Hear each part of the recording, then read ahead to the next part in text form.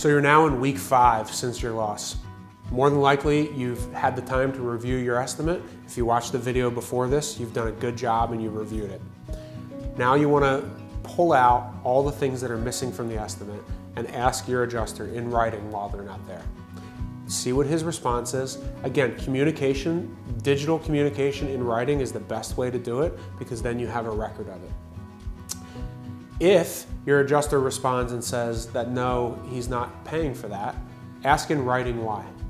Your adjuster by law in Pennsylvania has 10 days, 10 business days to respond to written communication.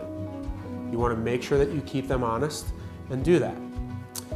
If they respond and you're happy with the response you've gotten and they've increased the amount of the estimate, side note, we almost never have a client that our settlement value is less than 100% of the first offer for the insurance company.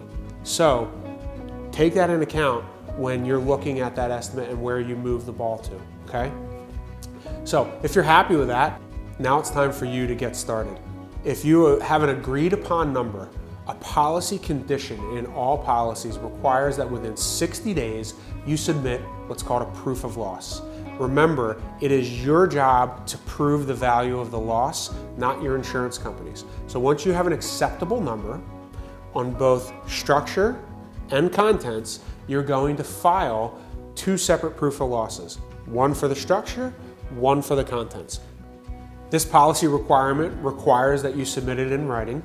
It's got to be notarized. If you need a copy of a proof of loss of a blank one, you can ask your adjuster. Some adjusters will waive this. If they waive it, great. Just make sure you have it in writing.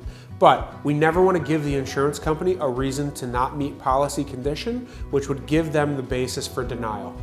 So, in writing, ask if you need to submit it. If you do, ask them for a blank proof of loss. Fill out the proof of loss, get it notarized, and send it in before the 60th day.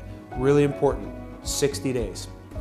If you have any questions on this process or how to do that, please let us know. We do not want to see you get a denial of coverage for something silly. Although it's rare, it does happen. We always want to meet all of the conditions that the policy requires. So, comment on the video, call us on the phone number in the video description, or schedule an appointment through our website. We'd be glad to help you in any way that we can.